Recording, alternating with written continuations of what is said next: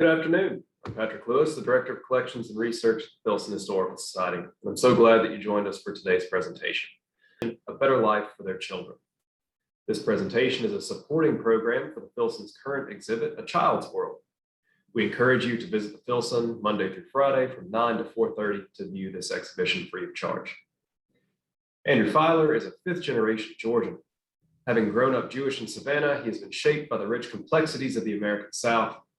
Andrew has long been active in civic life, having helped create over a dozen community initiatives, serves on multiple not-for-profit boards, and is an active advisor to numerous elected officials and political candidates. His art is an extension of his civic values.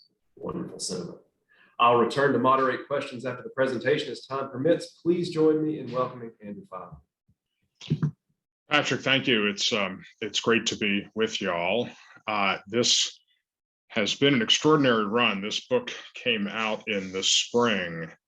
It was featured in an extraordinary double-page spread in the Wall Street Journal, Weekend, and Smithsonian, Architect Preservation Magazine. Any of those are kind of milestones for a photographer. And this book is in its third printing. The exhibition of this work that accompanies the book originated here in Atlanta at the National Center for Civil and Human Rights, where it was up for the latter half of last year. And it just opened this past weekend at the Charlotte Museum of History, where it will be up until June. And then it will travel to the National Civil Rights Museum at the Lorraine Motel in Memphis, the Tennessee State Museum in Nashville, the brand new Museum of the Southern Jewish Experience in New Orleans, and the Virginia Museum of History and Culture. And that takes me through the end of 2024, and it will go beyond. So it's really been a gratifying experience to see how this work has been received. I am going to share my screen because I'm going to share photographs from this work. So I'm going to begin with a simple premise. The Rosenwald School program is one of the most transformative developments in the first half of the 20th century. It dramatically changes America. It dramatically reshapes the African-American experience, and yet it remains hidden history, and its scope and sweep are largely unknown. I'm going to begin with a photograph of a photograph. This is a portrait of Julius Rosenwald that hangs on the wall of the Noble Hill School in Bartow County, Georgia. Julius Rosenwald is born to Jewish immigrants who had fled religious persecution in Germany. He grows up in Springfield, Illinois, across the street from Abraham Lincoln's home. If you go to downtown Springfield today, there is a 4-square block national historic site, the Lincoln Home National Historic Site, where in that four block area, they have preserved the historic homes. And across the street from Abraham Lincoln's home is Julius Rosenwald's childhood home. Peter Ascoli, the principal biographer of Julius Rosenwald, told me the story that when he was researching this biography, he went down there and he was meeting with the superintendent of the National Historic Site. And he said, do you happen to know where Julius Rosenwald's birth home was? And the superintendent said to him, you're sitting in it. It's actually the offices of the superintendent of the National Historical Site. There was not at that time a plaque in front of this home. There is now, and that plaque was placed there by the campaign to create a Julius Rosenwald and Rosenwald Schools National Historical Site, which would be a multi-site national historical park with a visitor center in Chicago and Rosenwald schools in each of the 15 states. Legislation cleared the Congress a year ago, requiring the Secretary of the Interior to do a feasibility study. And when this happens, and it will happen, I'm on the advisory council of the campaign. This will become the first component of the national park system to honor a Jewish American. So Julius Rosenwald rises to become the president of Sears, Roebuck Company. He leads the company from 1908 until his death in 1932. And with innovations like Satisfaction Guaranteed or Your Money Back, he helps turn Sears into the world's largest retailer of its era. And he becomes one of the earliest and greatest philanthropists in American history. And his cause is what later becomes known as civil rights. This is a portrait of Booker T. Washington that hangs above the mantle in the president's home at what is now Tuskegee University. Booker T. Washington, born into slavery in Virginia, attends Hampton College, becomes an educator, and is the founding principal of the historically Black college in Tuskegee, Alabama, originally known as Tuskegee Institute. This is a rare photograph of the two men together, printed on fabric and sewn into a quilt to commemorate the restoration of the Pine Grove School in Richland County, South Carolina. And at the rededication ceremony, former students, former teachers, and their descendants were invited to sign the quilt, and it hangs today in the restored schoolhouse. In fact, on the cover of my book is a photograph of the classroom in that schoolhouse, and in the back left-hand corner, you can see this quilt hanging. Now, Julius Rosenwald and Booker T. Washington meet in 1911.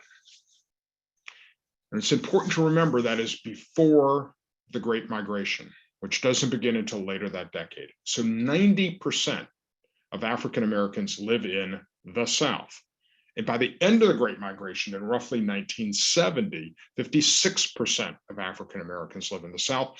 It's one of the largest displacements, internal displacements of people in human history. 1911, 90% of African Americans live in the South, and public schools for African Americans are mostly shacks, with a fraction of the funding provided for the education of white children. Many jurisdictions do not even have public schools for African Americans. So Julius Rosenwald invites Booker T. Washington invites Julius Rosenwald to join the board of Tuskegee. And later that year, Julius Rosenwald takes the train down to Tuskegee, is impressed with what he sees, and agrees to join the board. But the two men develop this close friendship, and they keep talking. What can we do together? And they reach out to the Black communities of the South. And I'm going to pause and just say this is a photograph of students and teachers in front of the Jefferson Jacobs School in Jefferson County, Kentucky. And this photograph comes from the archives of the Filson Historical Society. And I'm just going to tell you a little bit more about this. There's a lot to say about this photograph, and I'm going to say a couple things about it in a second. But what I want to say most is that this is what I got.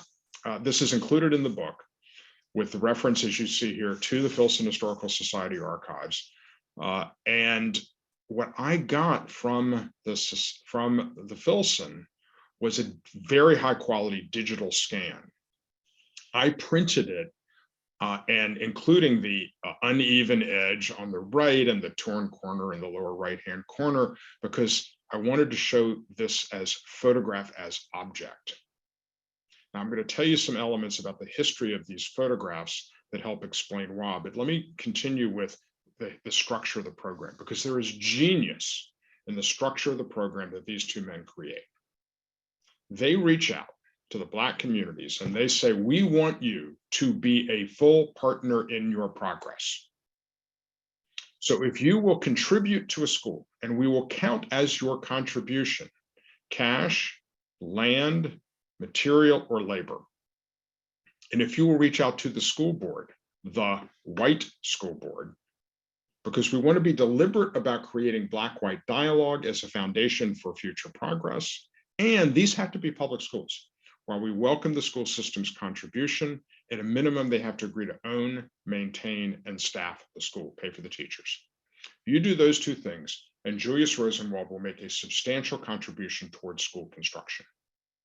Now, think about this for a second. The Black community has to contribute. This is one of the earliest examples of challenge grants in philanthropic history. The white school board has to contribute. This is one of the earliest examples of public-private partnership. Now, I mentioned that I want to talk a little bit about this concept of these photographs. Photography plays a unique role in the history of this program.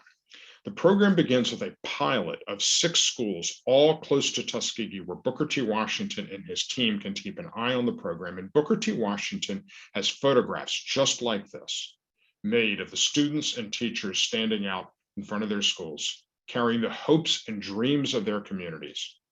and he sends them to Julius Rosenwald, who writes back that he is so moved that he is committing to expand the program. And so it is, and these photographs continue to be made throughout the entire history of the program. They become part of the visual language of the program. They become part of the history of the program. All of my bodies of photography prior to this work were in color. But it is because of this role of photography in the history of this program that this body of work is entirely black and white and entirely horizontal. So they reach out to the Black communities, and the first community to raise the match is the Lochapoka community in Lee County, Alabama, which becomes the home of the very first Rosenwald School. They start raising those funds in 1912 when the program is announced, and from 1912 until 1937, when President Roosevelt presides over the dedication of the Eleanor Roosevelt School in Meriwether County, Georgia, that's Warm Springs.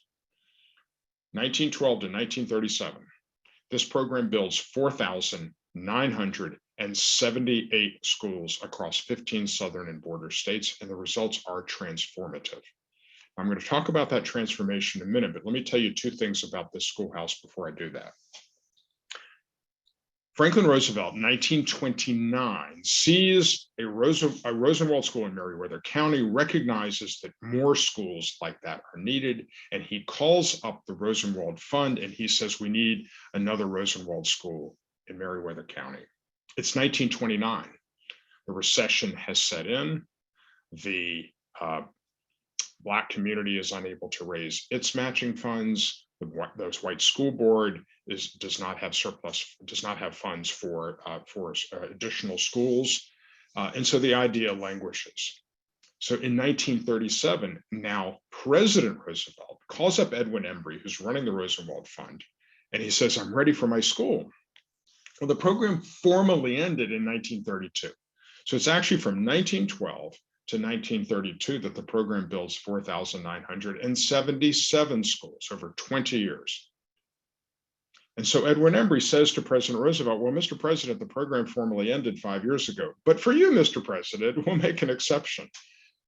The Rosenwald Fund contributes, the Black community contributes, the school board contributes, the WPA contributes.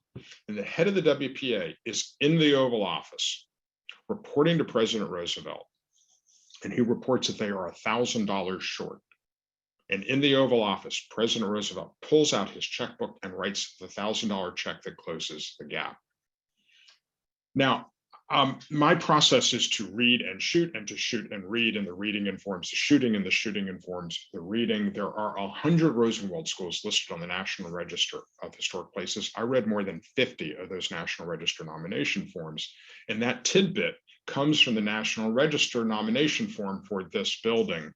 So I just a bit of a shout out to the National Register system.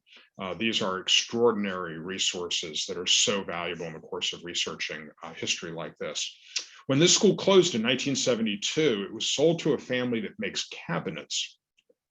And they used the building for storage. So you can see the windows are bricked up, and at the moment this photograph was taken, the building was for sale. I'm happy to report that the Georgia Trust for Historic Preservation purchased the building, put preservation easements on it, and a brother and sister team are trying to raise the funds now to restore the schoolhouse and make it into a community center and museum.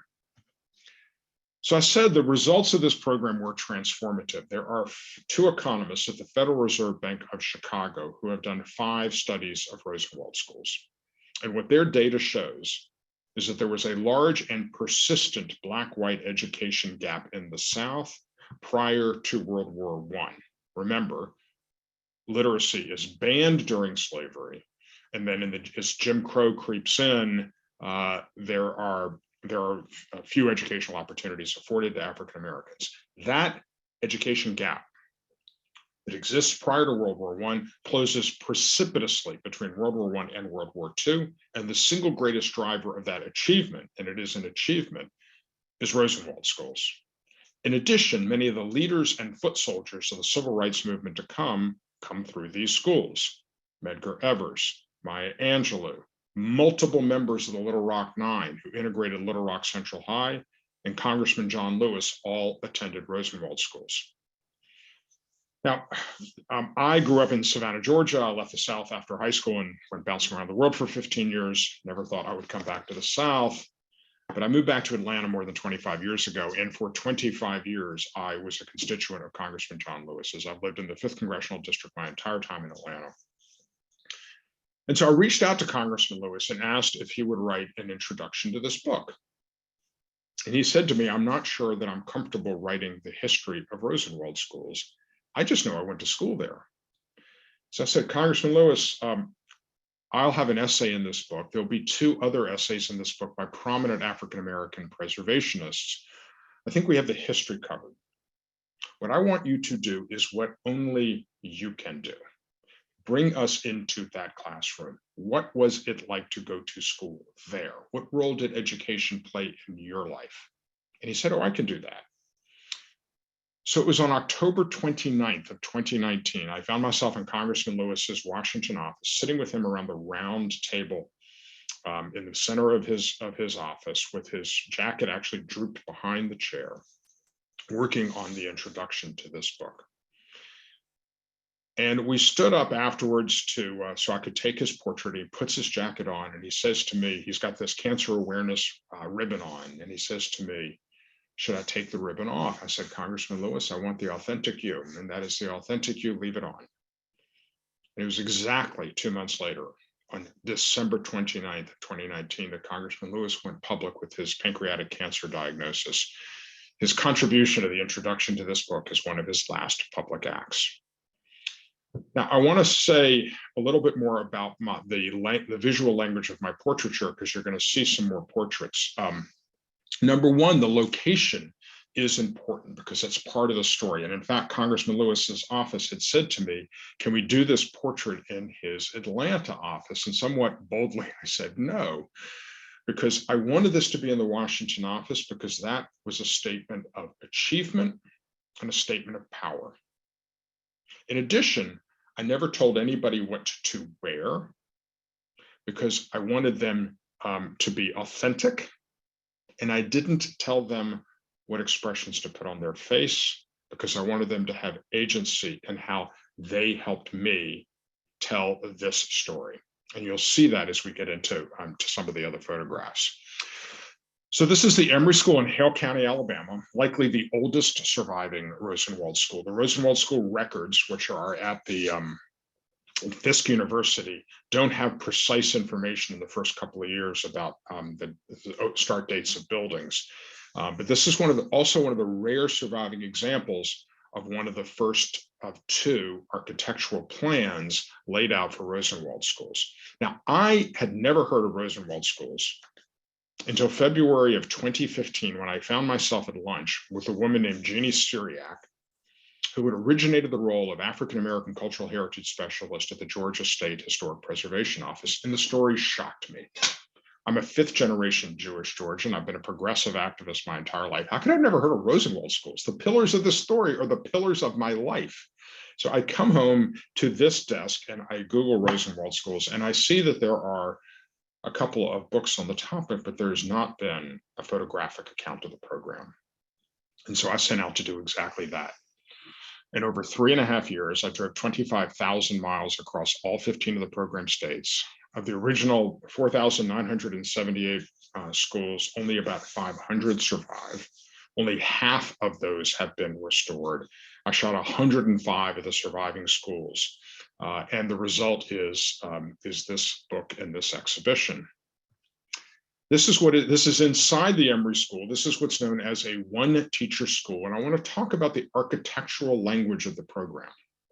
In order to do that, I have to talk about Robert Robinson Taylor. Robert Robinson Taylor is the first African-American to attend MIT, the first accredited African-American architect, the great-grandfather of Valerie Jarrett, long a fixture in public policy circles in Chicago and a principal advisor to President Obama during his entire tenure in the White House. Robert Robinson Taylor is hired by Booker T. Washington to be the chief architect at Tuskegee. If you go to Tuskegee's campus today, which is in itself a National Historical Site, many of the beautiful buildings on that campus were designed by Robert Robinson Taylor. Robert Robinson Taylor leads the team of architects that lay out the architectural idiom of the Rosenwald schools. Large 9/9 pane windows on the left here to let in lots of light, because originally these schoolhouses did not have electricity. Cloakrooms on the right to let in, to hold dirty outdoor garments so that they would not sully the education spaces. The brick chimneys, which vented the potbelly stoves, which kept the space warm in colder days.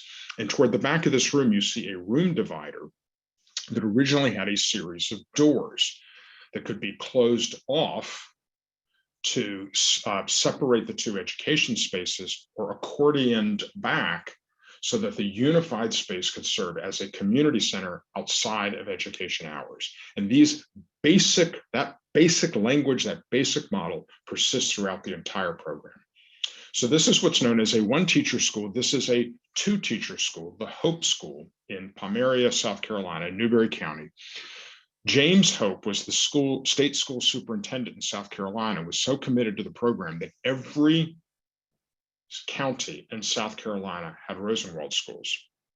And the Hope family all but donated. They actually sold this 2 acres of land for the school for $5, which even back then was a donation.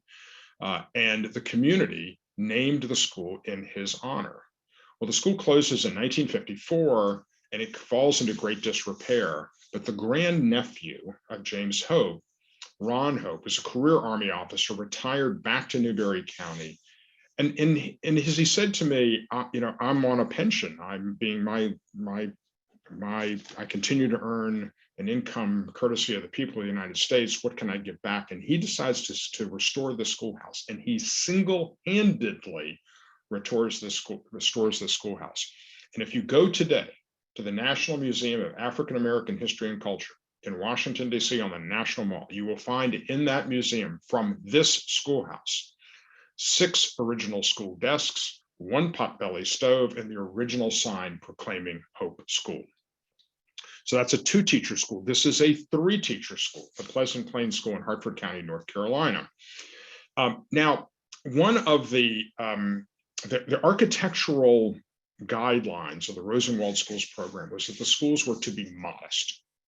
That was in part to save cost, and in part to avoid attracting the ire, otherwise known as arson, from the local white citizenry.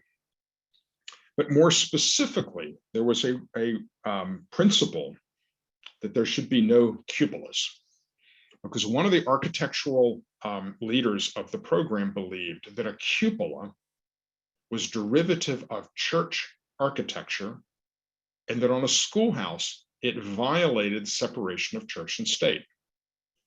But this schoolhouse has a cupola.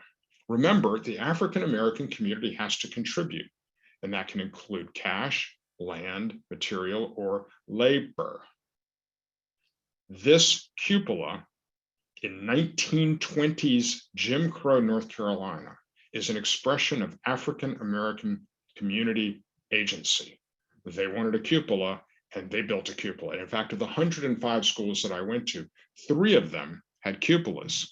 One of the others is actually the Jefferson Jacobs School. I showed you the photograph earlier of students and teachers out in front of this school. This is a 3-teacher school in Jefferson County. It's now a Prince Hall Masonic Lodge, but it has been slowly being restored courtesy of the leadership of Leslie Barris. And it's a beautiful building, and it's very non-traditional because this is 1917. And remember, the program begins in 1912. Some of these architectural guidelines have not been codified. And so this schoolhouse has very unusual, it's a 2-story building, 2 rooms on the first floor, 2 rooms on the second floor. It's very unusual architecture for a Rosenwald school, because later those guidelines are codified. But this is the second cupola. The third cupola, I'll just add, is the Rosenwald School that is on the campus of Fort Valley State University, just south of Macon, Georgia. And that is a schoolhouse known to have been specifically visited by Julius Rosenwald. Now, what I showed you before, 1, 2, 3-teacher schools, small white clapboard structures. By the end of the program, they're building 1, 2, and 3-story red brick buildings. This is the Middletown School in Madison County, Kentucky. This is where Berea College is located. In Berea College, with its progressive roots, actually helps make this school possible. It donated the land for the school.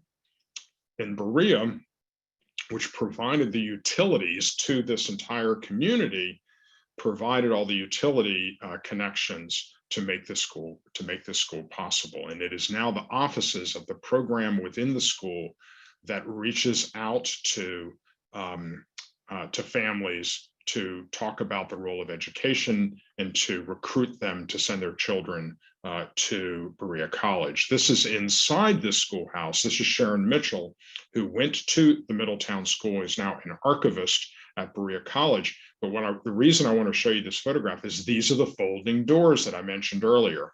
They are missing in most of the surviving schoolhouses because of the sort of awkward nature of their construction.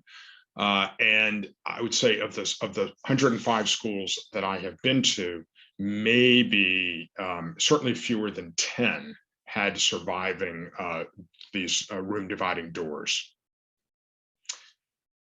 So as I said, toward the end of the program, they're building 1, 2, and 3-story red brick buildings. This is the Dunbar School in Pulaski County, Arkansas, otherwise known as Little Rock. There are several folks who attended this school as a middle school were among those who integrate Little Rock Central High. And if the architecture looks vaguely familiar, it's because with this Art Deco detailing, it's because the architect of the Dunbar School was also the architect of Little Rock Central High. Now, most of these schoolhouses, as you've seen, are small. And so they were outgrown as educational facilities long ago. And so, in fact, of the 105 schools that I went to, only 5 are still in use for educational purposes, and those tend to be larger buildings. So in order to survive, these other structures had to have been adaptively reused. I started this project by shooting exteriors, and it's a beautiful architectural narrative. These buildings have an austere beauty to them. But I realized that that story was incomplete, that I needed to tell. There's an inherent, with only half the surviving buildings restored, there's an inherent plea for preservation in this work, and I needed to tell the adaptive reuse narrative. And in order to do that, I had to get inside. And so suddenly I needed permission. And that's when I meet all of these extraordinary people, former students, former teachers, preservationists, historians, and I bring their stories into this work with portraiture.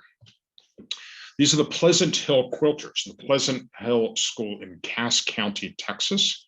3 of these women had parents that attended Rosenwald schools. 3 of them attended Rosenwald schools, and LaJoyce Flanagan, who's in the front row in the center, was a teacher in this school. When the schoolhouse closed, it fell into disrepair, as tends to happen, and these women led the effort. They quilted and sold quilts to raise the money to restore this schoolhouse into a community center. And today they meet on most Mondays in this community center to quilt. And I'll just add this little tidbit that I commissioned them to do a quilt, which is actually now our bedspread in this home. This is another schoolhouse that has been turned into a community center. This is the Lincoln School in Bledsoe County, Tennessee. But the reason I'm showing you this photograph is look at the walls, look at the ceilings. The walls and ceilings of this schoolhouse are all covered in this exquisitely beautiful pressed tin. This is another example of African-American community agency in the construction of a schoolhouse, and also a beautiful example of the pride that this community had in its school. Some of these schools have been converted into church halls. In this case, the schoolhouse was actually converted to a church. The church thrived, and they then added on to it. Some are museums. This is the Warfield's portrait of Abraham Lincoln on the wall of the Warfield School in Montgomery County, Tennessee, which has been restored to this beautiful community center. And you see the reflection of these 9/9 pane windows that are this iconic element of iconic feature of Rosenwald School's architecture. but many schools remain in great disrepair. This is the Hannah School in Newberry County, South Carolina. It's across the street from the Hannah AME Church, which gives its name to the schoolhouse. The church's cemetery has grown up around the schoolhouse, and in the kind of detail that you just cannot make up, the school is on Deadfall Road. But you see, the school is at risk of collapse, and these are locations of history and memory and community. And when we lose that, we lose part of our soul. And so it is so important to preserve these spaces and the stories that they tell and the memory that they preserve. And because when we don't do that, this is what happens. This is the W.E.B. Du Bois School, Wake County, North Carolina, that was demolished 1 week before I got there because the building had become unstable. And you see this Sherman Sentinel of a Coca-Cola machine standing guard over this pile of rubble. And what a tragedy that is. And another example, this is Brent Leggs. Brent Leggs grew up in Paducah, Kentucky. He went to graduate school at Kentucky and became a preservationist. And it was he now heads up the African American Cultural Heritage Action Fund under the umbrella of the National Trust for Historic Preservation, which is focused on preserving African American historical sites. He wrote the afterword to my book. And Brent, when he was in graduate school, did his thesis on Rosenwald schools in Kentucky. He did not know until he got into this research that both of his parents went to Rosenwald schools. And this photograph is shot in Drakesboro, Kentucky, and the site of the Drakesboro School where his dad attended a Rosenwald school. And while there is a plaque there, as you can see, it's otherwise an empty field. Now, I talked about all that I met. The emotional heart of this story is all these incredible people that I meet. This is inside the K. Rose School in Sumner County, Tennessee, a one-teacher school. That photograph of Julius Rosenwald that hangs above this doorway has hung in this schoolhouse since it opened in 1923. These are brothers Frank and Charles Brinkley. They both went to this school. They both went to college. They both went to graduate school. They both became educators. Frank was a high school math and science teacher. Charles was a middle school principal. They have 4 sisters, all of whom attended this school, all went to college. And these 6 siblings have 10 children. All 10 children went to college. That legacy may not have happened if it were not for this schoolhouse. This is the Bay Springs School in Forest County, Mississippi. To tell you the story of this school, I have to talk about Vernon Damer Sr. Vernon Damer Sr.'s grandfather donated the 2 acres of land for this school. Vernon Damer was a student here. And when the schoolhouse closed in 1958, the grandfather had been smart enough to put in a reversionary clause, and it reverted to the ownership of Vernon Damer, who turned this schoolhouse into a center of civil rights activism. SNCC met here, the NAACP met here. And Vernon Damer Sr., who was the head of the NAACP in Forest County, Mississippi, when he drove African Americans into Hattiesburg to attempt to register them to vote, he had them park behind the schoolhouse so they could not be identified by their vehicles and harassed. All of this attention drew the attention of the KKK, and on the night of January 10th of 1966, Vernon Damer Sr.'s home was firebombed. And he stood in the window of his living room with a gun holding off the attackers while his wife, Ellie, got the children out the back door. And Vernon Damer died from his injuries in that fire.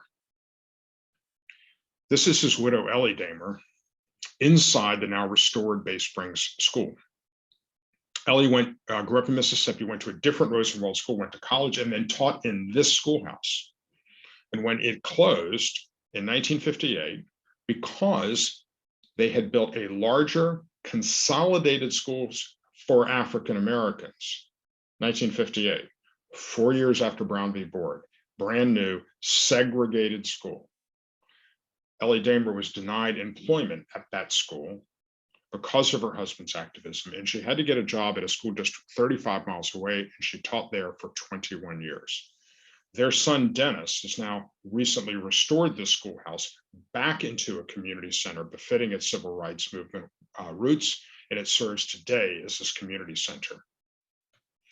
And the last school I'm going to tell you about is the Hopewell School in Bastrop County, Texas. At the moment this photograph is taken, it's in the tail end of a restoration project. This is inside the schoolhouse, the mottled texture on the wall, that's primer.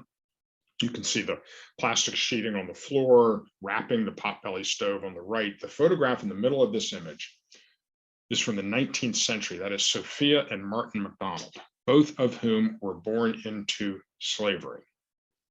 Upon emancipation, they began raising farm animals. They acquired some land. They acquired some more land. And eventually they acquired 1,200 acres.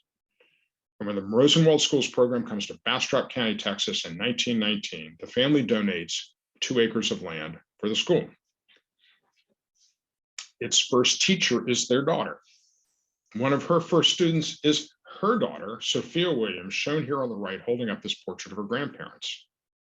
Her husband, Elroy Williams, on the left, went to a different Rosenwald school in Bastrop County. Both Elroy and Sophia went off to college.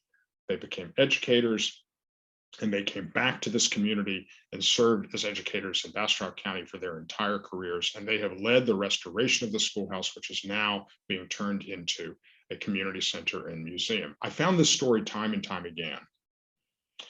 Students becoming educators, becoming the keeper of flame of memory in their communities. And this, most of my bodies of work, while they can be accompanied by essays, largely stand on the photographs. But because I found Rosenwald schools that are directly connected to the Trail of Tears, to the Tuskegee syphilis study, to the Tuskegee Airmen, to murder, embezzlement. And so I felt compelled to write a short story that goes with each of these images, or in some cases, pairs of images. And so I hope you'll spend time with these photographs, but I encourage you as well to read these stories, because I think you'll be moved. I think you'll be inspired. This is a book about Rosenwald schools, but there is another component of Julius Rosenwald's philanthropy that I could not leave out because it's too important, and that's the Rosenwald Fellowships program. The Rosenwald Fellowship program existed from 1928 until 1948. It did make contributions to white Southern liberal intellectuals, 278 of them. Ralph McGill, the newspaper editor here in Atlanta, Lillian Smith, the playwright.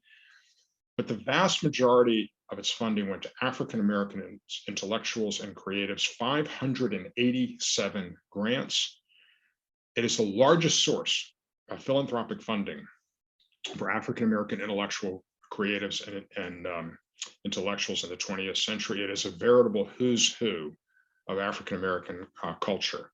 Jake Lawrence, Langston Hughes, Marian Anderson, Zora Neale Hurston, and Gordon Parks, the first African-American on the faculty, on the staff of Life magazine, was the first photographer to be awarded a Rosenwald grant. Well, Gordon Parks was enormously influential in my own photography. It was from Gordon Parks that I learned that art can be a form of activism. And I had the great privilege of spending some time with Gordon Parks in 1993 when he was on book tour for his memoir, Voices in the Mirror. And move forward to today in Atlanta, Georgia, his daughter is actually a friend. And so I reached out to Leslie Parks Bailey and I said, okay, Leslie, I've got this idea that I want to take a picture of you holding a photograph of your dad's to tell the story of the Rosenwald Fellowships and his connection to the Rosenwald Fellowships. And she puts me in touch with the Gordon Parks Foundation that immediately writes back and sends this photograph. We hear this portrait of Gordon Parks was submitted as part of his application to the Rosenwald Fund for a fellowship. I'm like, that will do. And they send it to me. But I knew from the beginning that I wanted to do this photograph on a manhole cover, because one of Gordon Parks's seminal bodies of work was a photo illustration he did in 1952 for Life magazine of Ralph Ellison's Invisible Man, where the invisible man is coming out of the manhole. And so that's how I chose this location for this image. So the last thing I'll tell you, I want to just tell you a little bit about how this title of this work came about. I mentioned that there are only 5 Rosenwald schools that are still in use for educational purposes. One of them is the Plaisance School in St. Landry Parish, Louisiana. In fact, Louisiana had several hundred Rosenwald schools. At the beginning of this project, only 3 were known to survive. They found a few more since then. But this is this is in a 4-teacher school that was then added onto in 1960 with this sort of low-slung red brick building. It's actually very difficult to shoot because of the way it's laid out. And I had been there and I didn't like the photograph that I'd taken, and I had to be back in this part of the region to do some more photographs. So I decided for various reasons that it would work best to shoot this photograph very early in the morning. So I'm going to be out in front of an active school early in the morning. I better tell somebody I'm coming. And so I called the principal and introduced myself. And so I go out and I take this photograph. It's still very difficult to shoot. And so I'm waiting for cloud conditions to change and lighting to change. So I'm there for a couple of hours. And so then I go in and I just introduce myself to the principal to thank her. And it turns out she knows a lot about Rosenwald schools, and this Rosenwald school in particular. This was a school where 70% of the money was raised by the Black community. Remember, a Black community that is already being taxed to pay for white schools. 30% of the money came from the Rosenwald Fund. And she's marveling at this, and she talks about this commitment to education. And she said they worked and they strove and they did what they could to make a better life for their children, because in their eyes, education was liberation. And it is from that conversation that I take the title of this work. But it's the title of this work in well because I think it applies to so many aspects of this program. Julius Rosenwald was looking for a better life for his children. Booker T. Washington was looking for a better life for his children. The African-American communities that had to dig deep to help pay for these schools were looking for better lives for their children. The heart of this story, people reaching across divisions of race, region, religion, and fundamentally changing this country. And I think this story speaks to those who are advocating for change in America, that individual actions matter and we can change the world. Congressman Lewis writes in the introduction to this book that each of us have a moral obligation, a mission, and a mandate, that when we see something that is not right and not just, we must find a way to get in the way. And so I will leave this portion of our conversation with the refrain of Congressman Lewis's most fervent call: may we all find our paths to the making of good trouble. Thank you very much. Well, thank you so much, Andrew. That was really fantastic. And we've got a lot of really great questions in the chat already. I do encourage everyone watching to put in some more, and let's continue this conversation. Just to kick off, we had a question about your interactions with the subjects of these photographs. How do those go? Are any people reluctant to participate? And now that they've maybe had the chance to see the book, how have some of them reacted to sort of being part of this broader story? That's a good question here. I didn't know when I reached out to these folks how they were going to react, but I would say universally, were so excited that somebody was here to share this history, because they knew how important this school was to them and to their community. And they were so happy that I was there to acknowledge that and to help share this story that they already felt and was so important. And their reaction to the project has really been beautiful. And in fact, it has been quite fun because when this piece was featured in Smithsonian Magazine, Frank Brinkley, whose portrait you saw, Marion Coleman, who's in one of the last graduating class of the Noble Hill School in North Georgia, they were both interviewed as part of that piece. And then when this book was featured on CBS Morning News, Marion Coleman was interviewed. And so this has been, it's been quite a joy to bring them into the broader telling of this story. A really insightful question here that asks about the curriculum. What takes place inside these schools and what sort of lessons are being taught? So there's a couple of answers to that question. It's an important question. So first and foremost, I would say these are Black schools with Black teachers. And Black teachers are teaching equality. They play an unheralded and enormously important role in the civil rights movement.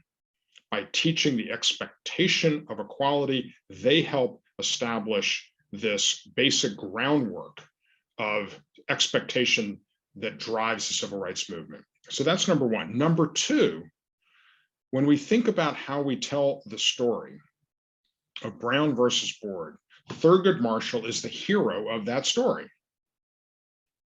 But there is teacher associations, Black teachers associations, that are collecting school level data and handing it up to the NAACP Legal Defense Fund, the LDF. And it is that data that is used to specifically make the case that separate but equal is inherently unequal. And one of those teachers was Ellie Damer. I spent 2 hours with her and her son, Dennis, in the schoolhouse talking about their history as a family and the history of the schoolhouse. And she talked about how she was recruited to be one of those people that helped feed the data to the association that fed it up to LDF. And so these teachers played this unheralded role. Beyond that, what I would say is this: the Rosenwald Fund did not take a position on curriculum. There is a pivot in the program. For the vast majority of the program, they are focused on schoolhouses. But in 1928, there's a pivot where they start shifting from focusing on new schools to focusing on educational outcomes. And so they start to prioritize incentivizing brick construction so that the buildings will last longer, longer school year terms, libraries in schools, school buses, and more grants to historically Black colleges to train more teachers. But the fund itself did not take a position on curriculum. That's really fascinating. And speaking of, you've also done a book on HBCUs. I wonder if you could talk about how those two relate. Yeah, so I've been a serious photographer most of my life, and about 10 years ago, I started down this path of taking my work more seriously and mercifully being taken more seriously. And I was working on a body of work on abandoned public school spaces, because in the South, an abandoned public school is a story of demographics, white flight, gentrification, when Morris Brown College here in Atlanta filed for bankruptcy. And so I thought, this is a really important story. It's historically Black college. It has race, the driving influence of all things Southern and arguably all things American.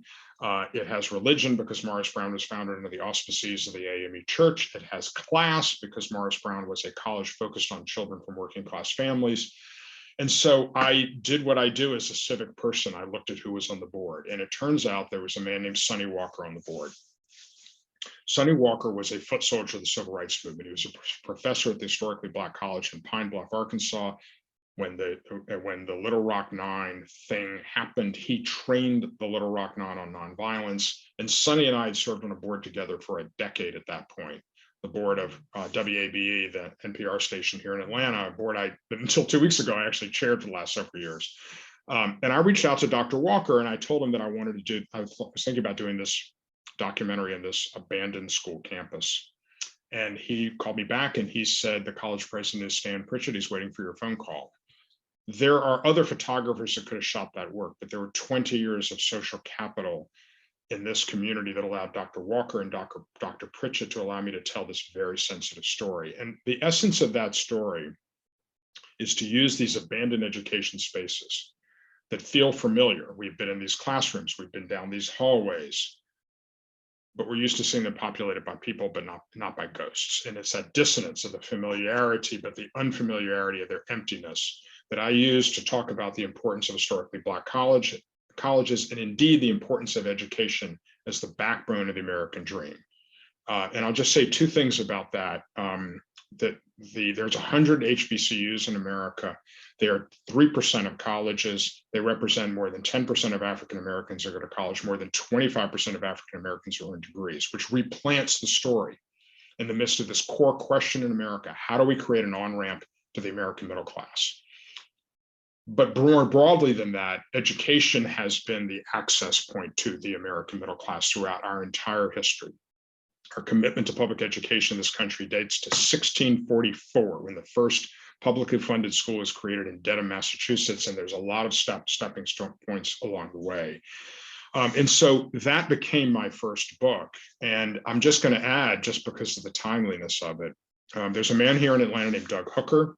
He's the executive director of our regional planning agency called the Atlanta Regional Commission. Doug and I have been friends for more than 20 years. We've served on boards together, and Doug is a classical music composer. And he was moved enough by this first book to write what was then known as a symphonic suite, the first movement of a symphony about historically Black colleges. And then when this second book came out, he wrote a second movement called J.R. and Booker T about the Rosenwald schools, and then a third movement about the future of African Americans. That symphony takes its name from my first book, without regard to sex, race, or color. And the world premiere of that symphony was just 2 nights ago here in Atlanta. And we're hopeful that the symphony will travel as well. It's really incredible. I wanted to pick up on a phrase you just used there about the ghosts in these abandoned school spaces. And that ties in to a question that we had about the school that you showed from South Carolina that was in the midst of that cemetery. And I guess the question was asking, was this common? Did the cemetery exist there before the school? What did it was it established afterwards? And what does that location and the others that you've been to say about these communities that are locating and donating land? So remember, the African American community has to contribute, and it has to contribute either cash, land, material, or labor. And in some cases, we know exactly what the mix was. So for example, there's a school in my book where from the Eastern Shore of Maryland, where the community cut the trees and milled the lumber and dug the foundation, and that was both their labor and their material contributions. But given the role of the church in the Black community, the churches often would donate the land. So a lot of these Rosenwald schools were next to churches. And in fact, indeed, Congressman John Lewis went to the Dunn's Chapel Rosenwald School, which was next to Dunn's Chapel AME Church. And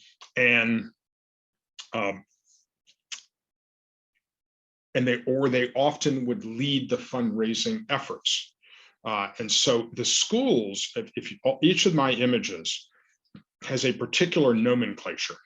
There's the name of the school, because these names are so iconic. Sometimes they're named after churches. Sometimes they're named after people in the community. The Warfield School, I showed you the photograph of it, the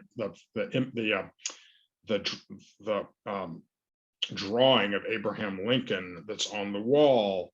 That's named after the person in the community who led the fundraising effort. Dunbar, in the Dunbar School in Little Rock, that's named after the poet, the African-American poet. And so these schools had different names. It then has the county and the state, because the public funds had to flow through the county. And then it has the opening year and the closing year. And the reason the closing year is there is that the response to Brown v. Board varied not just by state, but by school district. And some of these schools closed right after Brown v. Board. Some of these schools are open into the 1970s because we were fighting the battle for that long. Yeah, I was noticing those closing dates as we were going through there. That's really incredible. I wonder if we could flash forward a little bit and talk about what this partnership to build these schools tells us about the Black and Jewish coalition during the Civil Rights era. Yeah, that's a really good question. This is one of the earliest the relationship between Julius Rosenwald and Booker T. Washington is one of the earliest collaborations between Blacks and Jews in the cause of civil rights. And there is a direct connection between that relationship, that friendship. Rabbi Abraham Joshua Heschel, with his long white beard flowing, marching arm in arm with Dr. King on the front lines of the civil rights movement, and who famously says that when he marches with Dr. King, it felt like his feet were praying, to what happened in Georgia exactly a year ago, where John Ossoff and Raphael Warnock crisscrossed the state of Georgia together in a runoff for 2 months, developing not just a political alliance, but clearly a deep personal friendship. And Georgia sends its first Jewish senator and its first African-American senator to Washington. That relationship between John Ossoff and Raphael Warnock stands on the shoulders of the relationship of Julius Rosenwald and Booker T. Washington. It's really important. And for those folks who have joined us after you got started, I know early on you were mentioning that this is also an exhibit that is traveling around. I wonder if you could sort of recap that and tell us some of the locations where we might be able to see that. So, fundamentally, my work is about using photographs to bring people into hidden history that they might not otherwise have access to. And an important component of that is the book, but an important component of that is the exhibition that brings more people into the book and more people into the stories. And so there's 85 photographs, 69 stories in this book. And there is an exhibition making its way around the country of 20 of those those photographs printed in large scale with the stories that accompany them. And it originated here in Atlanta last year at the National Center for Civil and Human Rights. It just opened this past Saturday at the Charlotte Museum of History, where it will be up through June 18th. It will then actually this summer go to the Do Good Fund Gallery, which is this prominent collection of Southern photography in Columbus, Georgia. It'll be up there in July. And then it opens August 10th at the National Civil Rights Museum at the Lorraine Motel in Memphis, where it will be up until early January. And then it moves to the Tennessee State Museum in Nashville, the Museum of the Southern Jewish Experience in New Orleans, the Virginia Museum of History and Culture. That takes us through the end of 2025, and I'm just starting to book 2020. Excuse me, that takes us to the end of 2024, and I'm just starting to book 2025 and 2026. Well, that's really fantastic. We've had some really fantastic questions and some interest in the book as well. I would point out to our viewers that we have the link to purchase the book in the chat there through our local bookstore, Carmichael's. So we definitely want to send folks that way. The title is A Better Life for Their Children, Julius Rosenwald, Booker T. Washington, and the 4,978 Schools That Changed America. Thank you so much. Great. Nice to be with y'all. Thank you. Have a good day, everybody.